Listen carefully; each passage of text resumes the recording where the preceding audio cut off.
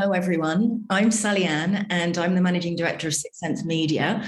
And we're a small independent production company based in London, but we do quite big series. I think we've just delivered 120 episodes of our series called Our Family for CBeebies. We do stuff for CBBC and for Milkshake and for lots of different channels. And so although I call us a family at Sixth Sense, we do actually deliver a lot of content, and we deliver content that's called live action, which is different from animation. Live action, for those of you that don't know, is for us, it's real children, real human beings. And in the case of my latest series, real dogs. So we go out there filming live action, real people and animals and things like that. But to give you a bit of an overview of live action, it's very much, I would always say to anyone out there, when I'm looking to employ someone, and I've employed hundreds of people over the past 20 years, if someone ever writes to me and says, I love children, they tend to immediately get some type of response. If they then love one of my shows, regardless of an ego thing, I then get very excited. If they then love dogs, which is my latest show, there's like 3 ticks. And if they then mention mental health, which is my other real passion, well, they're definitely through the door for an interview. So not everyone functions the way that I do, but I will say that all of my colleagues, all of us are desperate to find good people.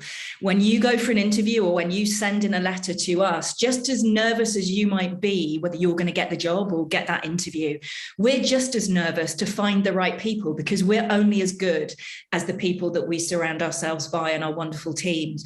And it doesn't matter what age you are, we're interested here. And Sophia, who I've had the joy of working with and mentored as well, who's going to speak next, she's young and enthusiastic, but I employ people of all ages who are trying to break into the industry and from all backgrounds, because fundamentally, I'm looking for people that are going to be excited about my content, excited about the worlds of children's, excited about what we do in this very complicated world.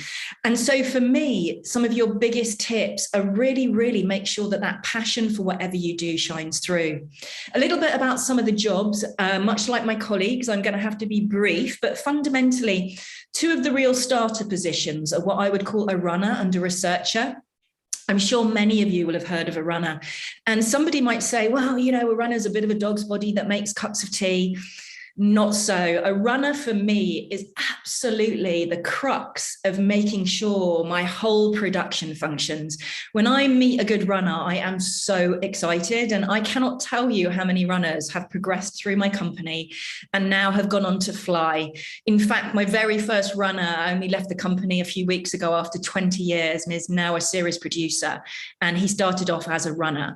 So many of my young staff start in this position, and it's a general position, and you can be making cups of tea. We all make cups of tea at my company, but you can be doing anything from booking parking to, I might say, look, could you rush out and get something to fill a set in? Could you go and get a collar for a dog because I've got the wrong dog collar on screen?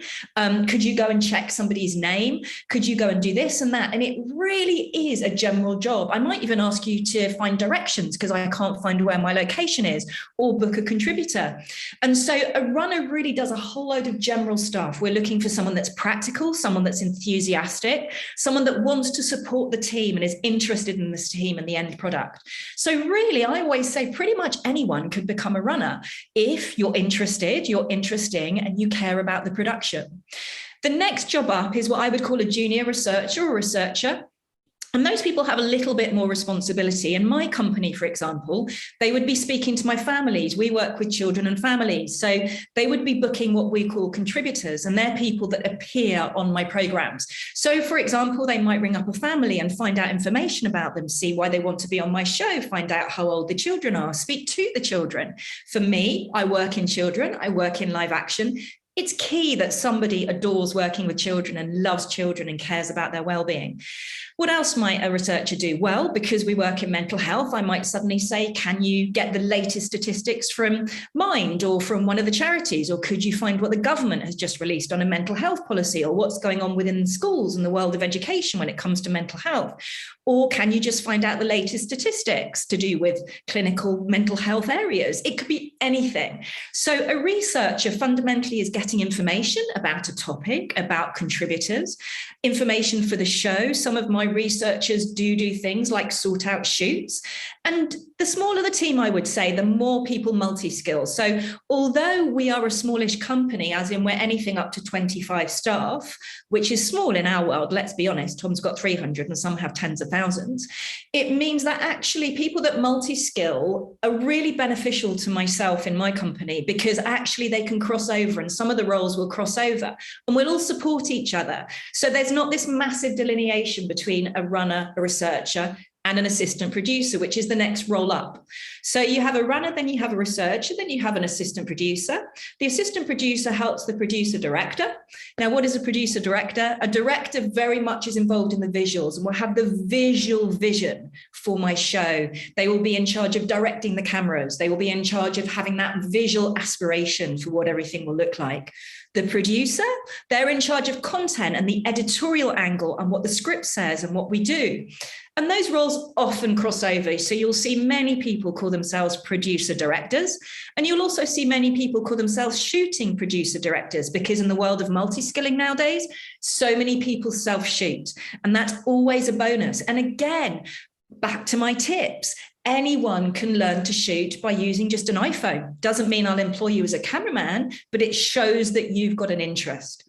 So that's a small overview of the roles within what we do. There's always a space for someone, whatever your talent. We obviously employ composers and musicians. We employ marketing people, social media people, you name it. When I go into a school and I work with children, I say every single person, whatever your talent is out there will be a place for you in my wonderful industry. And I truly believe that. And Soph's going to talk to you a bit more about our relationship and her top tips and how she has started as she and I having a little conversation, as many of my employees do start, a little conversation over a coffee. And before you know it, so she's so flipping brilliant. She's now doing loads and loads of amazing stuff. So my top tips before I go are: be yourself, be authentic, be passionate, do the research about the company, make sure who you're speaking to. Be proactive, make your own films, create your own sound or your animation, as Josh has done. And finally, in the words of Ted Lasso, who I adore, believe in yourself. Over to you, Soph. Hi. So basically my role within Sixth Sense has been as a junior writer and creative. And basically what that means is when it comes up with coming up with new shows, and before we go into actual production, that you need people to help come up with ideas, scripts for characters, for how we're going to present that to the audience and what the world is going to be. And I'm one of the lucky people who gets to pull all that together and brainstorm and then basically put that on a presentation, which we call a pitch, which lovely Sally will bring to broadcasters and throughout basically the country and throughout the world. So I was very fortunate to meet Sally kind of by accident. Through my mum, actually met her on the train and said to her, "Oh, my daughter's studying screenwriting. She'll probably like to talk to you." Sally agreed to meet me for a coffee and liked me, and after that, the rest is history.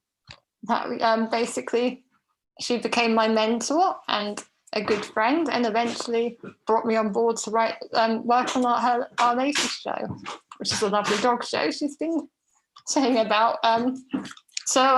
Basically my top 5 tips for people at home, which I wish I knew when I started out my journey, are as followed. Basically, first tip is to network.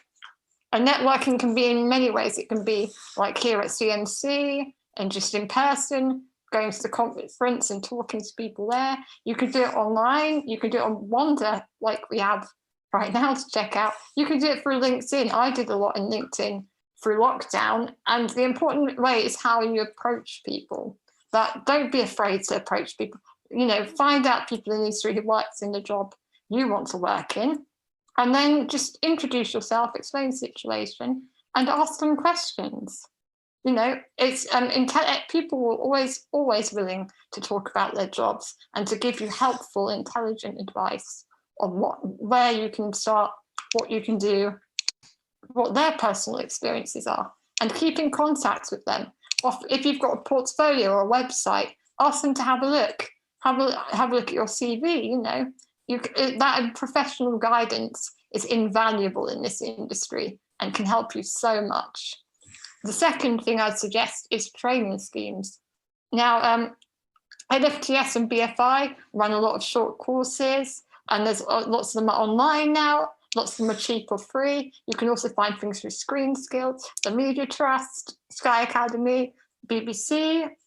It's always good if you're not working to be working on something. So, if you're working on a scheme or some sort of training, then technically you're getting new skills for your CV. Then the third thing I suggest is mentorships. Once again, Screen Skills, the Writers Guild, the Women's Writers Guild, even some people post on LinkedIn with an open call on different pages saying, I'm looking for a mentor, and introducing themselves. And if you get that one-on-one experience of talking to someone and that one-on-one guidance, it's absolutely invaluable for your career. The fourth thing I suggest is apprenticeships. Now, I didn't know this existed when I started my career. However, I found them out much later on. It's one thing I kind of regret that I didn't do. And things through Paramount, BBC, Channel 4, Sky, Bluezoo, lots of different companies do internships and apprenticeships, which will give you the baseline training for your career, give you the contacts, give you the chance to work in a proper working environment and meet new people. And if you do get a lucky person who gets one of these internships or apprenticeships, take the chance to ask questions, talk to your colleagues, volunteer for extra time, take every opportunity you have while you're there to make the most of it.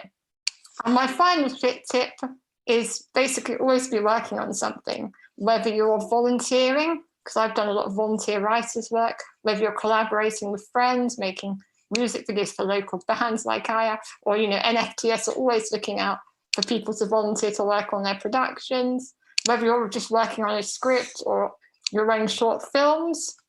Make sure you're always doing something and adding it onto your CV, because even if you're not working in the industry, the only wasted time is time you don't use.